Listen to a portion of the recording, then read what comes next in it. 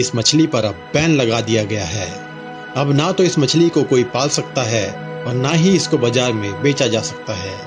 लेकिन आखिर भारत में इस मछली पर प्रतिबंध क्यों लगा दिया गया है, चलिए समझते हैं इसको।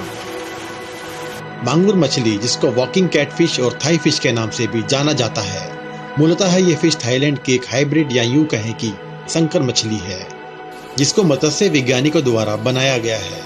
इसकी प्रजनन और आकार में जल्दी बढ़ने की क्षमता बहुत अधिक है, लेकिन यह मछली आज पूरी दुनिया में खतरा बन चुकी है।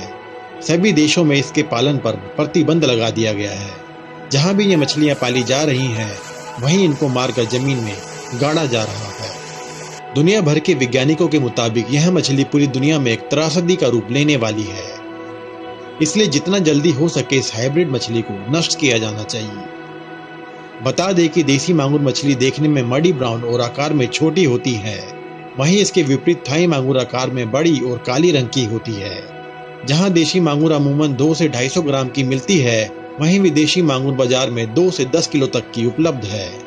यह मछली पूर्णतः मांसाहारी है, जिसके कारण ये थाई मांगुर तालाब के सभी देशी प्रजातियों की मछलियों और वनस्पतियों को भी खा जाती है।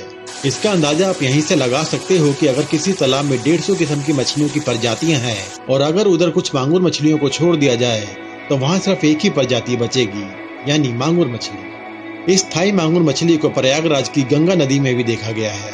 इस मछली को इंसान के मांस से भी कोई ऐतराज नहीं है। सही मायने में कहा जाए तो ये एक प्रीडेटर मछली है, जो इंसानों और पर्यावरण के लिए एक बेहद गंभीर खतरा है। दरअसल इसको बड़ा करने के लिए किसान सड़ा गला मांस तालाबों में डालते हैं, जिससे कि जल प्रदूषित होता है। साथ ही साथ थाई मांगुर में हैवी मेटल भी पाया जाता है। यही वजह है कि इसे खाने से मनुष्य में हृदय रोग, डायबिटीज और थायराइटिस के अलावा कैंसर जैसी गंभीर रोग होने का खतरा बना रहता है। विदेशी मांगुर भारत की बायोडायवर्सिटी को नुकसान पहुंचा रही है। मत्स्य वैज्ञानिकों के अनुसार यदि इस मछली को नियंत्रण में या बैन नहीं किया गया तो पानी के कई पौधे व जीव इस धरती से पूर्णतः विलुप्त हो जाएंगे। इसलिए मछलियों से कई स्तर पे होने वाले नुकसान को देखते हुए एनजीटी यानी राष्ट्रीय हरित अधिकरण भी सख्त हुआ है। एनजीटी ने बायोडायवर्सिटी पे पड़ने वाले नकारात्मक प्रभाव पर गंभीरता दिखाते हुए विदेशी मांगुर मछलियों को तुरंत नष्ट करने का आदेश दिया है।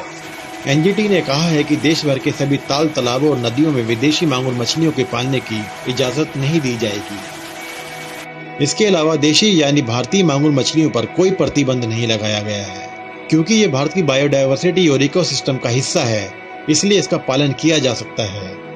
लेकिन ये हाइब्रिड थाई मछली जितनी खतरनाक हमारे इकोसिस्टम के लिए है, उतना ही खतरनाक हमारे स्वास्थ्य के लिए भी है, क्योंकि अगर ऐसा ना होता तो आज ये मछली पूरे विश्व में प्रतिबंधित ना होती।